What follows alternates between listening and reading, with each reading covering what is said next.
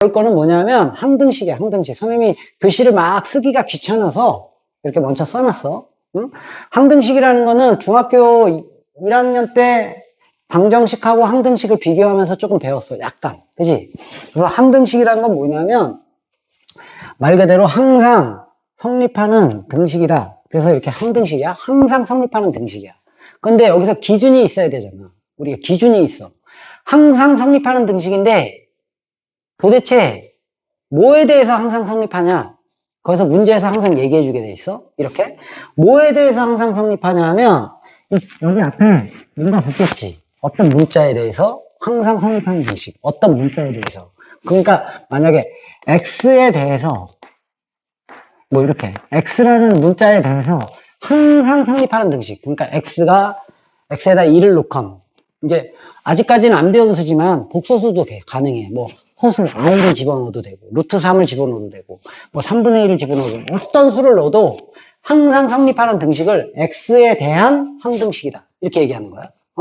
문자가 만약에 이렇게 y에 대해서 항상 성립한다. 그러면 y에다가 어떤 수를 넣어도 항상 성립하기 때문에 y에 대한 항등식이다. 이렇게 얘기하는 거야. 알겠어? 또 이렇게 꼭 문자가 하나일 필요는 없어. x하고 y에 대해서 항상 성립하는 등식이다. 이렇게 되면 x에다가 100을 넣고 y에다가 루트 3을 집어넣어도 되고 x에다가 0.3을 넣고 y에다가 뭐 5를 넣어도 되고 x하고 y에다가 아무거나 다 넣어도 성립하기 때문에 x, y에 대한 항등식이다. 이렇게 얘기하는 거야.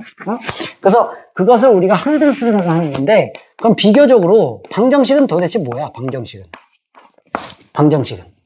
방정식이라는 것은 항상 성립하는 등식이 아니지 항등식도 그렇고 방정식도 그렇고 등식은 등식이야. 둘 다 등식인데 등식이야. 등식. 부등식이 아니고 그런 걸 생각해야 돼. 등식인데 얘는 항상 성립하는 등식이고 얘는 어떤 특정 값에서만 성립하는 등식이야. 어떤 특정 값에서만. 그래서 그 특정 값에서만 성립하는 등식이다. 이렇게 얘기해서 이 특정 값을 방정식의 뭐 해다. 아니면 다른 말로 뭐 근이다. 이렇게 얘기하는 거야. 그래서 우리가 대수의 가장 기본은 방정식의 근은 차수에 따라서 무조건 정해져 있어. 그래서 1차 방정식은 무조건 몇 개? 무조건 1개. 2차 방정식은 무조건 몇 개? 무조건 2개야. 근데 이제 중학교 때는 니네는 아직 정확하게 다 배우진 않았지만 우리 정준이 좀 배웠지. 하지만 2차 방정식에서 중학교 때는 근이 2개도 있고 뭐 1개도 있고 없다. 이런 식으로도 배웠을 거야. 그지? 근데 그런 거는 틀린 거야. 그거는 이제 우리나라 교과과정상에서 중학교의 특성상 허수를 배우지 않기 때문에 그냥 그런 식으로 분류한 거지. 원래는 무조건 1차 방정식은 근이 몇 개? 1개. 2차 방정식은 근이 2개. 3차 방정식은 근이 3개. 100차 방정식은 근이 100개. 이렇게 정해져 있는 거야. 그래서 이렇게 특정 값에서만 성립하는 등식을 방정식이라고 하고 항상 성립하는 등식을 항등식이라고 하는 거야. 이게 이제 중학교 때까지 배웠던 내용이야. 그치? 중학교 때까지. 그러면 이제 고등학교 때 저번 시간에 우리가 이런 거 했었지. 뭐냐면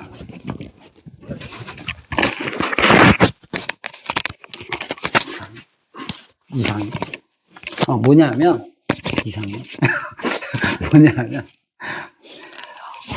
저번 시간에 이런 말을 했었지. 봐? 모든 x에 대해서 임의의 x에 대해서 어떤 x에 대해서도 이게 같은 말이라 했지. 수학에서는 모든 x에 원래 이제 국어에서는 약간 뉘앙스가 틀리지만 수학에서는 모든 x에 대해서 임의의 x에 대해서 어떤 x에 대해서도 세 개가 같은 말이야.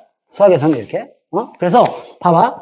항등식에선 제일 중요한 게 뭐냐면 항등식을 푸는 방법이 중요한 게 아니고 보통 애들이 이제 이렇게 생각하면 돼. 니네가 지금 우리가 항등식을 배우고 있잖아.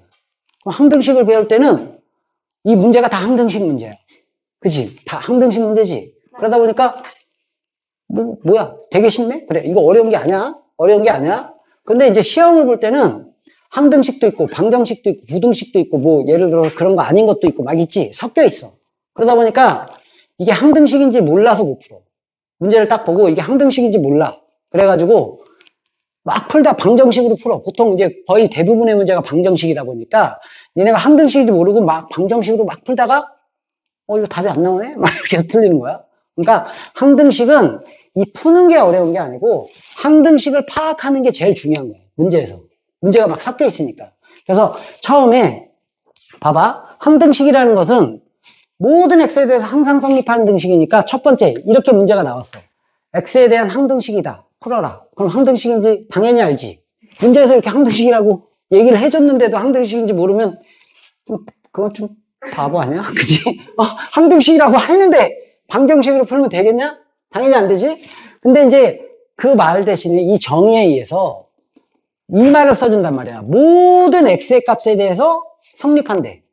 그럼 이게 항등식인지 알겠어? 근데 이거랑 수학에서는 같은 말이잖아. 어떤 x에 대해서도 성립한대. 그리고 어쩌고 저쩌고 풀어라. 그리고 임의의 x에 대해서 성립한다. 풀어라. 그럼 당연히 이건 항등식인지 알겠어? 이해 갔어, 이거? 두 번째로 이렇게 그래서 항등식 파악됐어. 그 다음에 이제 세 번째로 이런 말이 있어. x에 관계없이 성립한대. 이게 뭔 말이에요? x가 뭐 1이건 2건 3이건 관계없다 이 얘기야. 무슨 말인지 이해 갔어? 그래서 이렇게 항등식을 파악하는 단계가 훨씬 더 중요한 거야. 항등식에서는. 그러니까 문제를 보고 이거 항등식이구나 이렇게 파악을 했어. 그럼 이제 항등식을 파악했으면 항등식을 풀어야 될 거 아니야. 그지? 재우야. 그지?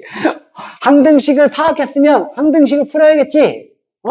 항등식을 푸는 방법은 미지수를 정하는 계수 방법이다. 그래서 미정계수법이라고 하는데 이 이름은 몰라도 돼. 알겠어? 니네가 이런 이름 쓸데없는 이름은 몰라도 돼. 이게 중요한 거야. 이게 중요한 거야. 이거 선생님은 니네 가르치기 위해서 이름을 적어놓은 것 뿐이야. 니네는 이름 몰라도 돼. 수학에서 뭐 이름이 뭐가 중요해? 내가 풀 수 있는 게 중요하지. 그러니까 미정계수법이라고 하는데 미정계수법에는 뭐가 있냐면 두 가지가 있어. 수치대입법과 계수비교법이 있어. 무슨 말이냐면 항등식은 뭐야? x에 대한 항등식이다. 그러면 x에 대한 아무거나 단어도 성립한다는 얘기지. 그러니까 수치대입법이라는 건 뭐냐면 x에다 내가 그냥 아무거나 다 넣어서 숫자를 여러 개를 집어넣어 가지고 연립방정식으로 해서 푸는 거야. 오케이? 계수비교법은 뭐냐면 항등식이란 건 뭐야? 결국에는 완전히 똑같은 식이면 항등식이지. 예를 들어 이런 거야. 대표적으로 이거랑 곱셈공식에서 나오는 모든 것들 있지? 이런 게 항등식이야. 얘랑 똑같지? 그러니까 당연히 이거는 항등식일 거 아니야? 무슨 말인지 알겠어?